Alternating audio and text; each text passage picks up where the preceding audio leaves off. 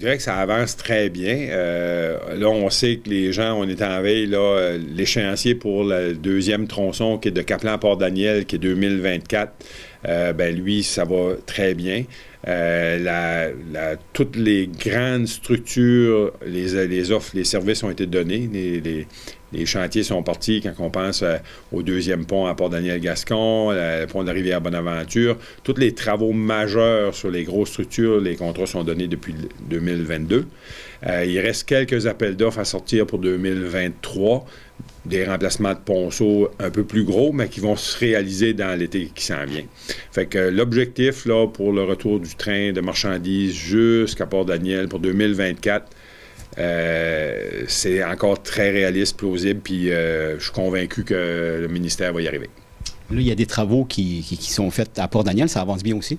Oui, le dernier gros contrat qui a été donné, là, c'est justement là, dans le secteur de la cimenterie. On a un gros décrochement rocheux où ce que le rail est pendant le vide. Là, la voie va être tassée d'une dizaine de mètres là, dans la montagne.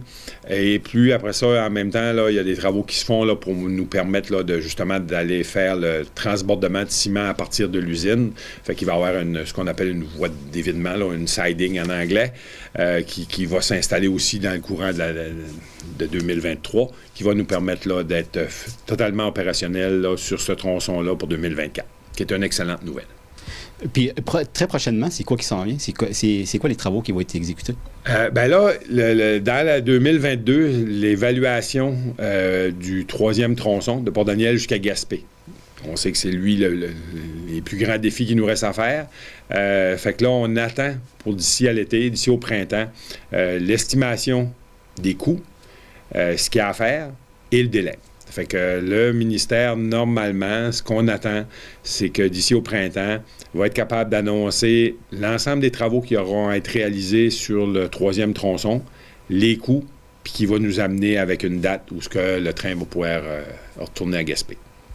Là, dès le début, il y avait des défis quand même importants qui sont encore là. Est-ce que ça dépasse ce qui était prévu ou c'est pas mal ça qui était prévu là, au niveau des défis? Bien, c'est sûr que les défis, le fait que le rail, moi je suis dans le dossier depuis 2014, on sait que le train roule plus depuis 2013, on sait que les défis étaient grands en 2014. On comprend que où ce qu'il n'y a pas eu de travaux de fait, ça ne s'est pas amélioré tout seul.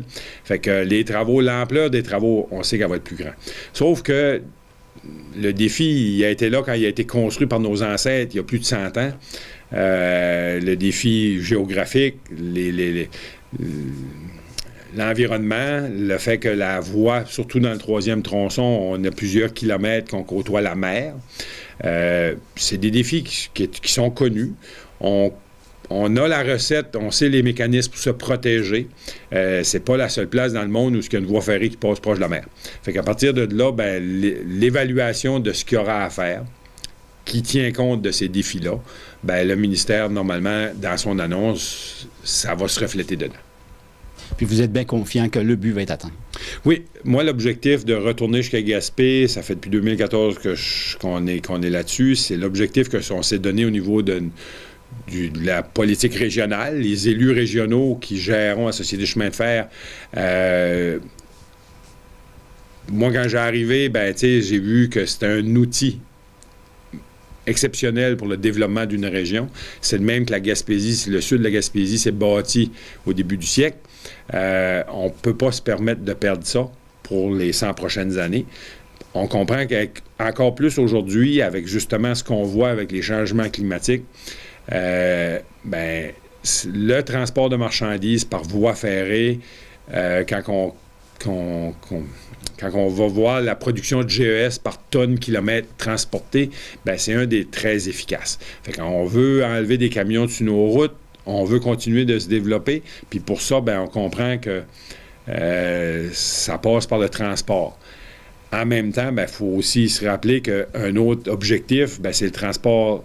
Le transport des marchandises, c'est le primordial, sauf que le transport des passagers, de nos citoyens, c'est aussi un enjeu. Avec le vieillissement de la population, on comprend que nos grands centres, le Québec ne changera pas. Québec et Montréal sont quand même à 6 puis 800 km ou 1000 km de notre région. Il y a des gens, on aura à continuer de se déplacer. Bien, je pense qu'avec le transport de passagers par voie ferrée, c'est un dossier qu'on va continuer de travailler aussi. Parce que c'est pas automatique aussitôt que le train de marchandises passe sur les voies que le train de passagers. C'est réglementé, là, c'est... Oui, puis il faut comprendre que le transport de passagers, ça se fait par via rail. Fait que, nous, on peut pas décider de prendre un train, de mettre du monde dedans, puis aller les mener à Montréal, c'est pas de même que ça marche. Fait qu'il y aura justement du travail à faire pour ramener justement le transport de passagers. Mais tant et aussi longtemps qu'on n'a pas des échéanciers connus, de s'assurer parce que une des responsabilités, puis il n'y a personne de nous autres qui voudrait embarquer là-dedans, c'est que tout ça doit se faire, quand on transporte des gens, ça doit se faire d'une manière très sécuritaire. Il faut qu'on garantisse la sécurité des gens.